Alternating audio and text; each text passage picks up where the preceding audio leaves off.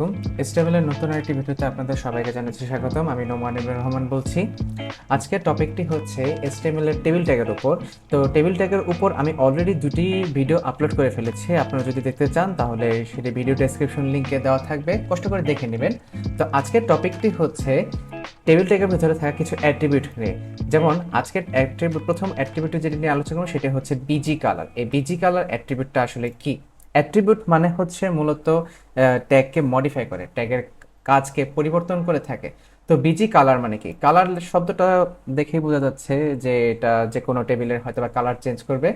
তো ভিডিওটি শুরু করার আগে আপনাদেরকে বলে রাখি, আপনি যদি আমার চ্যানেলে নতুন হয়ে থাকেন তাহলে অবশ্যই আমার চ্যানেলটিতে লাইক, সাবস্ক্রাইব এবং পাশে থাকা বেল আইকনটি ক্লিক করতে ভুলবেন না। তো চলুন ভিডিওটি শুরু করা যাক। তো বিজি কালার অ্যাট্রিবিউটটি এটি টেবিলের মাঝে থাকা যে কোনো সেল বা সারি বা সম্পূর্ণ টেবিলটিকে বিভিন্ন কালার করার জন্য ব্যবহার করা হয়ে থাকে। যেমন উদাহরণস্বরূপ আমি এখানে আমার একটি টেবিল দেওয়া আছে, যে টেবিলটি পুরো সম্পূর্ণটাই ব্ল্যাঙ্ক করে দেওয়া আছে এখানে। তো আমরা চাচ্ছি যে এই টেবিলের ভিতরে থাকা তথ্যগুলো কালারফুল করার জন্য, মানে টেবিলের ঘরগুলোকে আরেকটু কালারে আনার জন্য। তো কালার যদি করতে চাই, আমি অলরেডি আমার এসটিএমএল কোডটি আমি তৈরি করে রেখেছি আমার এই ভিজুয়াল স্টুডিও কোড সফটওয়্যারে, এবং একটি ওয়েব পেজ ব্রাউজারে ওয়েব পেজ ওপেন করে রেখেছি। তো আমি চাচ্ছি যে এই স্টুডেন্ট লেখার ঘরটি একটু কালারফুল করার জন্য, যেমন স্টুডেন্টের যে ঘরটা আছে, যেমন স্টুডেন্ট লেখা যে ঘরটি আছে এই ঘরটিকে একটু আমি কালার করতে চাই। তো কালার করবো কিভাবে, খেয়াল করে দেখুন। যদি আমি চাই যে স্টুডেন্ট লেখা যে ঘরটি আছে এই ঘরটা শুধুমাত্র একমাত্র এই ঘরটাই আমি অন্য একটি কালারে কালার করতে চাই আর কি। তো এটা করার জন্য প্রথম যেই কাজটা হচ্ছে, এটা স্টুডেন্ট লেখাটি কোন জায়গায় অবস্থান করছে সেই ট্যাগটাকে আমাকে খুঁজে বের করতে হবে। তো সেটাকে খুঁজে বের করার জন্য আমার এখানে দেখুন যে এটা তো প্রথম সারি, তাহলে প্রথম সারি মানে তো প্রথম টিয়ার, এবং প্রথম টিয়ারের এটা প্রথম তথ্য এটি। তো এখানে টিএস দিয়ে দেখুন, এখানে টিএস দিয়ে স্টুডেন্ট লেখাটি আমার এই কোডের মধ্যে লেখা আছে। তো এই টিএস ট্যাগটার অ্যাঙ্গেল ব্র্যাকেট ঠিক এই জায়গায় ক্লিক করার পর আমি একটু স্পেস দেব, স্পেস দিয়ে বিজি কালার লিখব, COLOR কালার। কালার লিখে সমান দেওয়ান ডাবল কোটেশন আসলো, এবং এই কালারটাকে আমি অন্য একটি কালারে করতে চাই। যেমন লেটস সে এখানে রেড দিতে চাই। রেড দিয়ে যদি কিবোর্ডের কন্ট্রোল চেপে এসে ক্লিক করি তাহলে দেখতে পাচ্ছেন যে আমার স্টুডেন্ট লেখার ঘরটির সাথে সাথেই কিন্তু লাল কালারে আচ্ছাদিত হয়ে গেছে। এখন আমি যদি চাই সেপারেট ভাবে যে রোল লেখার যে ঘরটি আছে, রোল রোল নাম্বারের যে ঘরটি, সেই ঘরটিকে যদি আমি পরিবর্তন করতে চাই অন্য একটি কালারে, তাহলে এখানে ঠিক এখানে একটু স্পেসে ক্লিক করে আমরা এখানে কি লিখবো যে busy colour, busy colour. Busy colour লিখে এখানে ইকুয়াল দিলাম, ডাবল কোটেশন দিলাম, তারপর দিলাম ব্লু, BLUE ব্লু। ব্লু লিখে কিবোর্ডে কন্ট্রোল চেপে যদি এসে ক্লিক করি দেখতে পাচ্ছেন যে রোল লেখা ঘরটি কিন্তু ব্লু কালার হয়ে গেছে। এটা হচ্ছে বিজি কালারের একটি বৈশিষ্ট্য। এটি টেবিলের যে কোনো ঘরকে যে কোনো কালারে কালারফুল করতে পারে। তো আমরা যদি চাই যে সেপারেট ভাবে এরকম কোনো ঘরকে কালার না করে একসাথে একটি টেবিলকেই আমরা, একটা টেবিলের একটি সারিকে আমরা কালারফুল করতে চাই, লেটস সে এখানে 07 02 নিহাব এই তিনটি তথ্যই একসাথে আমরা একটি কালারে কালারফুল করতে চাই। তাহলে একটি কালারে কালারফুল করার জন্য আমার তো এখানে তিনবার করে আমার বিজি কালার লিখতে হবে। এতবার না লিখেও আমরা এটাও করতে পারি, যদি এটা তো আমার পুরোটা একটি সারি হিসেবে চিহ্নিত করছে, এটা তো পুরোটি একটি সারি হিসেবে চিহ্নিত করছে, সেই সারিটাকে যদি আমরা একটার মধ্যে যদি যাই, যেমন এখানে দেখুন যে এই টিআর অ্যালাইন সেন্টার দিয়ে দেখুন 07 02 নিহাব, তার মানে এটাই হচ্ছে আমার সেই তৃতীয় সারিটি। এই সারির এই ট্যাগের মধ্যে জাস্ট এই জায়গায় একটু ক্লিক করব, ক্লিক করে কিবোর্ডের কন্ট্রোল চেপে মানে কিবোর্ডের স্পেস বাটনে ক্লিক করব, স্পেস বাটনে ক্লিক করে এখানে বিজি কালারটা করব, COLOR বিজি কালার লিখে ইকুয়াল দিলাম, ডাবল কোটেশন অটোমেটিক্যালি এসে পড়বে, এবং সেখানে আমরা লিখব গ্রিন। গ্রিন গ্রিন লিখে কিবোর্ডের কন্ট্রোল চেপে যদি এসে ক্লিক করি দেখতে পাচ্ছেন যে আমার এখানে 07 02 নিহাব লেখা সবগুলো গ্রিন কালার হয়ে গিয়েছে। এখন আমি যদি চাই যে যে কোনো কালারে যে কোনো শাড়িকে আমরা কালারফুল করতে পারি। তো এর পরের বিষয়টা হচ্ছে, যদি আমি সম্পূর্ণ টেবিলটিকে যদি একটি কালার অন্তর্ভুক্ত করতে চাই তাহলে তো সবাইকে আলাদা আলাদা করে আমার টিয়ারের মধ্যে কালার বসাতে হবে, যেটা একটু হ্যাসেল হয়ে যাচ্ছে। তাই এটা না করে আমি যদি এই এই কাজটা করি, যেমন আমি এগুলোকে মুছে দিচ্ছি, মুছে দিয়ে একটা কালার দিয়ে দেখাই। আম, এটা রেড ডিলিট করে দিলাম, কিবোর্ডে কন্ট্রোল চেপে অ্যাসেক্ট ক্লিক করলাম, এখন এটা ব্ল্যাঙ্ক হয়ে গেল। আমি যাচ্ছি এখন সম্পূর্ণ টেবিলটা একটা কালারে থাকবে। যেমন এখানে টেবিলটাকে যদি একটা কালারে করতে চাই, তাহলে এই যে টেবিল বর্ডার যেই ট্যাগটি আছে সেখানে আমরা যাব, কারণ এই টেবিল বর্ডার ট্যাগটি পুরা টেবিলকেই নির্দেশ করে থাকে। তো এই টেবিলকে যদি নির্দেশ করে, তাহলে ওইখানে গিয়ে যদি আমি কিবোর্ডে কন্ট্রোল চেপে অ্যাসে ক্লিক কিবোর্ডের স্পেস বাটনে যদি ক্লিক করি, তাহলে সেখানে বিজি কালার লিখে কিবোর্ডে কন্ট্রোল চেপে মানে ইকুয়াল চেপে ডাবল কোটেশন আসলো, এবং সেখানে লিখলাম কি ইয়েলো ইয়েলো ইয়েলো লিখে কিবোর্ডে কন্ট্রোল চেপে যে অ্যাসে ক্লিক করি, দেখতে পাচ্ছেন দ্যাটস ইট। এইভাবে খুব সুন্দর করে স্টুডেন্ট, রোল রোল নেম এবং অন্যান্য তথ্যগুলো খুব সুন্দর করে ইয়েলো কালার হয়ে গেল। তাহলে এটাই হচ্ছে বিজি কালারের বৈশিষ্ট্য। আমাদের পরীক্ষার মধ্যে যদি এরকম কোনো টেবিলকে কালার করতে বলে, তাহলে এটা আমাদের প্রশ্ন বুঝে খুব সহজে আমরা যে কোনো জায়গায় যে কোনোভাবে এটাকে বসিয়ে তাদেরকে বিভিন্ন কালারে কালারফুল করতে পারবো। তো বিজি কালারের কথা তো গেলই, এরপরের যে অ্যাট্রিবিউটটি আসছে সেটি হচ্ছে আমাদের এই চ্যাপ্টারের একটি গুরুত্বপূর্ণ অ্যাট্রিবিউট, যেটা 4 মার্কের প্রশ্নের মধ্যে কিন্তু আপনাদের পড়ে থাকে, তো করা হয়ে থাকে আর কি। তো ওই অ্যাট্রিবিউটটার নাম হচ্ছে, একটি হচ্ছে রো স্প্যান এবং আরেকটি হচ্ছে কল স্প্যান। এখন রো স্প্যান্ড মানে কি? রো স্প্যান মানে হচ্ছে রো এক্সপ্যান্ড, মানে সারি প্রসারিত হওয়া, মানে এটা টেবিলের যে কোনো সারিকে প্রসারিত করতে পারে। যেমন দেখতে পারেন, আমি একটা উদাহরণস্বরূপ দেখাচ্ছি। যেমন দেখুন এইখানে এই প্রথম এখানে যে মাঝখানে যে ক্লাসরুম লেখা যেই ইয়াটি আছে, যে টেবিলটি আছে, এই টেবিলের মধ্যে দেখতে পাচ্ছেন যে 4টা সারি আছে কিন্তু এখানে, যেখানে ক্লাসরুম লেখাটি কিন্তু মূলত একটি সারির মধ্যে আহ, অবস্থান করছে। কিন্তু দেখতে পাচ্ছেন যে এখানে কিন্তু সে কলামগুলোকে দখল করছে, মানে এখানে যেখানে 3টি কলাম ছিল সেখানে, মানে যেখানে 3টি কলাম ছিল সেখানে সে একটি কলামের মধ্যে অবস্থান করছে। এবং নিচেরটির মধ্যে দেখতে পাচ্ছেন যে এখানে নেম, পজিশন, স্যালারি, তারপর আলিফ, office staff, Hamid, office staff এগুলো লেখার পর 13,000 যে বিডিটি লেখা আছে সেই লেখাটি কিন্তু একটি কলামে থাকা সত্ত্বেও দুটি সারির জায়গা দখল করেছে। তো আমাদের টপিকটা হচ্ছে এই টেবিলটার উপরেই মূলত, যে নেম, পজিশন, স্যালারি, মানে এই টেবিলটার উপরেই। তো প্রথম যেহেতু আমি রো স্প্যান বলেছি, তো আমরা এই টেবিলটার উপরেই কাজ করব। তো এই টেবিলটা কাজ করার জন্য আমাকে আবার নতুন করে HTML কোডটা তৈরি করতে হবে। এখানে আমার তাহলে এখানে বাকি তথ্যগুলোকে মুছে দিয়ে আমরা প্রথম যে টপিকটা আছে সেখানে এটা দেখব, যে প্রথমে লেখা আছে নেম, তারপর পজিশন, তারপর হচ্ছে স্যালারি। এগুলো নর্মালি একটা সারির মধ্যে অন্তর্ভুক্ত ছোট ছোট মানে টিএচ সিঙ্গেল ভাবে এগুলো আছে। তাহলে এখানে লিখবো কি টিআর, টিআর দিয়ে এখানে বসাবো। তারপর লিখবো, যেহেতু নেম লেখাটি গাঢ় করে লেখা আছে তাই এখানে টিএচ বসাবো। টিএচ বসিয়ে প্রথমে লিখবো কি নেম। নেম লিখে কিবোর্ডে কন্ট্রোল চেপে অ্যাসে ক্লিক করলাম, দেখতে পাচ্ছেন শুধুমাত্র নেম লেখাটি উঠেছে। তারপর আবার লিখব কি টিএচ, টিএচ লিখে তারপর হচ্ছে কি পজিশন, তারপর হচ্ছে এখানে পজিশন, তাহলে পজিশন লিখব পজিশন। তারপর কিবোর্ড কন্ট্রোল চেপে অ্যাসে ক্লিক করলাম, তারপর হচ্ছে কি স্যালারি, টিএচ দিয়ে লিখব কি স্যালারি। বাই দ্য ওয়ে টিএচ ব্যবহার করেছি কারণ এই টেবিলের হেড, আপনারা এটা মনে রাখবেন অবশ্যই।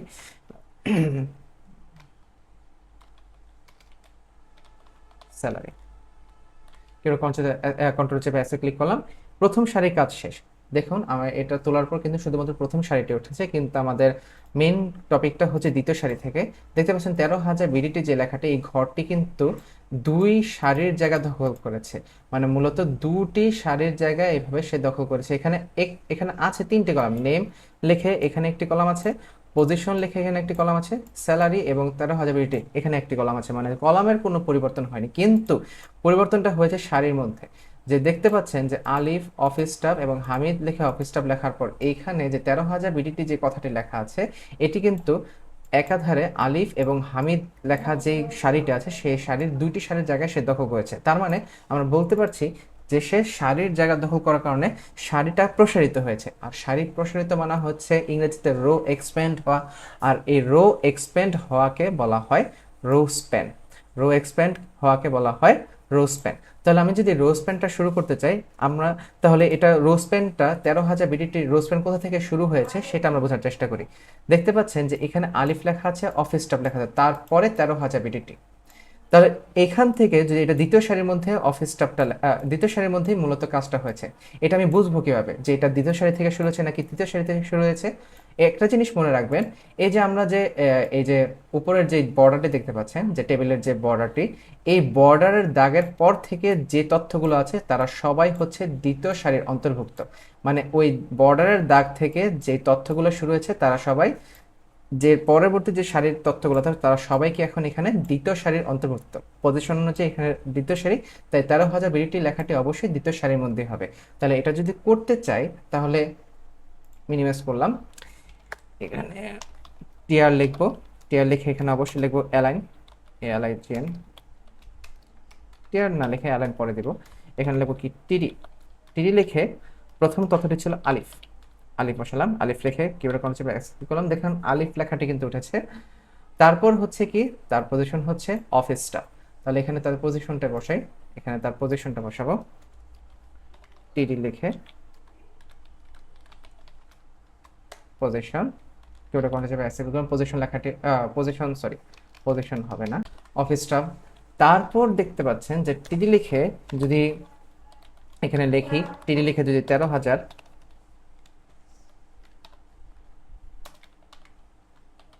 বিডিটি লিখি, তাহলে এখানে দেখতে পাচ্ছেন লেখাটি কিন্তু উঠে গিয়েছে। তার কিন্তু সমস্যাটা হচ্ছে কোথায়? সমস্যাটা হচ্ছে যে আমার এখানে 13,000 লেখা যেটি আছে সেই লেখাটি কিন্তু দুই সারি দখল করেনি, সে কিন্তু এক সারি দখল করেছে। এটা বোঝার জন্য আমি আরেকটু কাজ করতে হবে। যেমন এখানে দেখুন আমি আবার টিআর লিখলাম, টিআর লিখে এখানে দিলাম কি যে পরবর্তী যে টিডিটি আছে এই টিডির মধ্যে কি আছে, হামিদ আছে, হামিদ লিখব, হামিদ, পরে আবার টিডি লিখবো, টিডি লিখে অফিসটা, পরে তারপর আর কিছু নেই, কিবোর্ড কন্ট্রোল চেপে এস ক্লিক করলাম। দেখতে পাচ্ছেন যে আমার এখানে ইয়েলো কালারটা মুছে দিই, বুঝতে অসুবিধা হচ্ছে। দেখতে পাচ্ছেন যে এখানে নেম, পজিশন, স্যালারি, আলিফ, তারপর হচ্ছে কি অফিস স্টাফ, তারপর এই যে 13,000 বিডিটি, এই বিডিটি লেখাটি কিন্তু শুধুমাত্র আলিফের ঘরে আছে, কিন্তু হামিদের ঘরে কিন্তু এই লেখাটি যায়নি। আমি চাচ্ছি যে একই সাথে আলিফের ঘরেও এই 13,000 বিডিটি লেখাটি থাকবে, হামিদের ঘরেও 13,000 বিডিটি লেখাটি থাকবে। তাই আমি চাচ্ছি এই 13,000 বিডিটি লেখাটি যাতে দুই সারির মধ্যেই যাতে অবস্থান করে, তার মানে তার সারিটাকে 13,000 বিটি লেখার যে সারিটি আছে তাকে একটু প্রসারিত করতে হবে। তো প্রসারিত করার জন্য আমি এখানে টিডির মধ্যে এখানে ক্লিক করবো, যে 13,000 লেখাটি যেখানে আছে সেটা টিডির মধ্যে ক্লিক করে এখানে লিখবো কি রোজপ্যান, ROAWSPAN, রোজপ্যান। রোজপ্যান লিখে এখানে বসলাম, সে কয়টা সারি দখল করবে? আলিফের যে ঘরটা আছে এবং হামিদ একসাথে হামিদের যে ঘরটি আছে, তার মানে এখানে দুটি এখানে দুটি সারি আছে, তো দুটি সারির মধ্যে সে অবস্থান, তার মানে দুই সারির জন্য এখানে রাখবো রোজপেন লিখে 2, 2 লিখে যদি কিবোর্ডের কন্ট্রোল চেপে এসে ক্লিক করে দেখতে পাচ্ছেন যে সাথে সাথে কিন্তু 13,000 বিডিটি যে লেখাটি আছে সেই লেখাটি কিন্তু আলিফ এবং হামিদ দুইজনের ঘরের মধ্যে কি করছে? অবস্থান করছে। তারপর আরো একটি বিষয় হচ্ছে যে 13,000 বিডিটি লেখাটি কিন্তু মাঝখানে ছিল, কিন্তু আমারটা চলে গেছে এক সাইডে। তাই আমি করবো কি, এই টিডি দিয়ে রোজপেনের পরে আমি লিখে দেবো অ্যালাইন, ALIGN, অ্যালাইন, অ্যালাইন লিখে এখানে দেব সেন্টার, সেন্টার লিখে কিবোর্ডে কন্ট্রোল চেপে এক্সে ক্লিক করলাম, দেখতে পাচ্ছেন 13,000 বিডিটি লেখাটি কিন্তু মাঝখানে এখন অবস্থান করছে। তো এখন আমরা বুঝতে পারছি যে আলিফ এবং অফিস স্টাফ এই ব্যবহারগুলো এখানে যে তাদের 13,000 বিডিটি লেখাটি আছে এই ঘরটি কিন্তু দুটো সারি দখল করেছে, সারি দখল করলেই সেখানে লিখতে হবে কি রোজপ্যান, আর যদি কলাম দখল করে সেটা হচ্ছে কলস্প্যান। তো কলাম দখল করার যেই টেবিলটা আছে সেটি তো আমি এখনো করিনি, এখনই আমি করাবো। তো সারি দখল করাটা আশা করি আপনারা সবাই বুঝতে পেরেছেন। এর পরবর্তী যে টপিকটা সেটা হচ্ছে আমাদের এই যে এখানে ক্লাসরুম লিখে এই যে 1 লিখে সায়েন্স, তারপর কমার্সের এবং হিউম্যানিটিসের প্রত্যেকটা ঘর সুন্দর করে লেখা, কিন্তু ক্লাসরুম ঘরটি কিন্তু একই সাথে এখানে তিনটি কলাম ছিল, এখানে তিনটি কলাম ছিল, কিন্তু ক্লাসরুমের যে ঘরটি আছে সে কিন্তু তিনটা কলামের জায়গায় সে দখল করে ফেলেছে। সারির সংখ্যা কিন্তু ঠিকই রয়ে গেছে, সারি কিন্তু কোনো পরিবর্তন হয়নি, সারি কিন্তু প্রশস্ত হয়নি বা দখল করেনি। যেখানে যেমন আগেরটার মধ্যে দখল করেছে, এখানে কিন্তু কোনো সারি দখল হয়নি, দখল হয়েছে কি কলাম। এখানে যেখানে তিনটি কলাম থাকার দরকার ছিল, সেখানে ক্লাসরুমটি একটি কলামে কি করছে, অবস্থান করে, তাও আবার তিনটি কলামের জায়গা দখল করে। আর তিনটি মানে কলাম দখল করা মানে হচ্ছে কল স্প্যান। আর কলাম দখল করা মানে হচ্ছে কি কল স্প্যান। এটি টেবিলের যে কোনো কলামকে বাম ডান বরাবর বড় করে থাকে, মানে প্রসারিত করে থাকে আর কি। তাহলে এটা যদি করতে চাই, তাহলে আবার আমাকে এখানে যেতে হবে, এখান থেকে আবার এগুলোকে ডিলিট করে দিলাম। ডিলিট করে দিয়ে নতুন করে আবার লিখবো যে টিআর, টিআর দিয়ে প্রথমে যে টপিকটা সেটা হচ্ছে টিএইচ। টিএইচ দিয়ে এখানে লিখবো কি ক্লাসরুম। ক্লাসরুম, ক্লাসরুম লিখে কিবোর্ডে কন্ট্রোল চেপে এসে ক্লিক করলাম, ক্লাসরুম লেখাটি উঠলো। এখন দেখতে পাচ্ছেন যে আমার প্রথম সারিতে কিন্তু এখানে একটি টপিকই আছে, কিন্তু দ্বিতীয় তৃতীয় এবং চতুর্থ সারির মধ্যে আছে তিনটি করে তথ্য। তো ওইগুলো আগে তুলে নেই কল স্প্যান অ্যাট্রিবিউটটা ব্যবহার করার আগেই। তো এরপরে হচ্ছে টিআর দিয়ে এরপরে লিখলাম, আবার টিআর লিখলাম, টিআর লিখে কিবোর্ডে এন্টার প্রেস করলাম, এন্টার প্রেস করে এখানে টিডি লিখলাম। টিডি লিখে প্রথম তথ্যটি ছিল 1, 1 লিখে কিবোর্ডে কন্ট্রোল চেপে এসে ক্লিক করলাম। তারপর দ্বিতীয় তথ্যটি হচ্ছে টিটি লিখে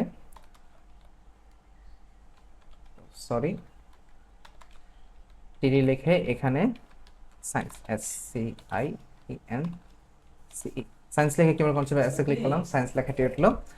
তারপর হচ্ছে কি যে টিডি, টিডি লিখে এখানে আছে কি যে আমাদের সারিটার মধ্যে 234, সায়েন্সের মধ্যে 234, কিবোর্ডে কন্ট্রোল চেপে এসে ক্লিক করলাম। তারপর এটা তোলার পর আবার টিআর তুলবো, টিআর তুলে এখানে কি করব, টিডি বসাবো। টিডি বসিয়ে এখানে লিখবো কি 2, 2 বসানোর পর এখানে আবার এখানে আবার টিডি লিখবো। টিডি লিখে এখানে আবার লিখবো যে কমার্স, কমার্স। তারপর এখানে টিডি লিখে আবার এখানে কতজন আছে কমার্সের মধ্যে, কমার্সের মধ্যে আছে 300 জন, 300 তুললাম। কিবোর্ডে কন্ট্রোল চেপে এসে ক্লিক করলাম, সেভ হয়ে গেল। আবার টিআর তুলবো, টিআর তুলে এখানে আবার টিডি লিখবো, টিডি লিখে এখানে লিখবো নাম্বার 3। তারপর আবার টিডি লিখবো, টিডি লিখে এখানে লিখবো কি হিউম্যানিটিস, এন্টার প্রেস করে আবার টিডি। হিউম্যানিটিসের মধ্যে আছে কতজন, 250 জন আছে। তারপর এখানে খেয়াল করে দেখুন, যদি কিবোর্ডে কন্ট্রোল চেপে এসে ক্লিক করি, আমার লেখাটি কিন্তু উঠেছে, কিন্তু ক্লাসরুম লেখাটি কিন্তু একটি কলামে কিন্তু সে অবস্থান করছে। কারণ কি, কারণ আমি তার কলামটিকে প্রসারিত করিনি। এখানে আছে তিনটি কলাম, এখানে 1, 2 এবং 3 আছে, এখানে তিনটি কলাম, সায়েন্স, কমার্স এবং হিউম্যানিটিস। তারপর 234 মানে তাদের জনসংখ্যা ক্লাসের মধ্যে। তো এগুলোর মধ্যে তিনটে কলাম আছে, কিন্তু ক্লাসরুম কিন্তু দেখতে পাচ্ছেন সে কিন্তু একটি কলামের মধ্যে অবস্থান করছে। তাহলে আমি চাচ্ছি যে ক্লাসরুম লেখাটি একাধারে 1, 2, 3 কলামটি সায়েন্স, কমার্স, হিউম্যানিটিস এবং তাদের যে সংখ্যাগুলো আছে, এই সংখ্যা তিনটা কলাম একসাথে সে কি করবে, দখল করবে। তাই প্রথম যে কাজটি করব সেটা হচ্ছে যে আমাকে এখানে কল স্প্যান অ্যাট্রিবিউটটি ব্যবহার করতে হবে, কারণ এটাকে আমি কলামটাকে প্রসারিত করতে যাচ্ছি, মানে একদম ডান বাম এবং ডান দিকে কি করব, সেটাকে প্রসারিত করব। তাই এখানে ক্লাসরুম লেখাটি যে টেবিলের ট্যাগের মধ্যে অবস্থান করছে সেখানে আমরা যাব, এখানে টিএচে যাব, টিএচে যাওয়ার পর এখানে স্পেসে ক্লিক করব। স্পেসে ক্লিক করার পর এখানে টিএচের মধ্যে লিখব call span, SPAN, call span. Call span লিখে এখানে ইকুয়াল দিলাম, ডাবল কোটেশন বসলো এবং কয়টা কলাম আছে সেটা আমাকে দেখতে হবে।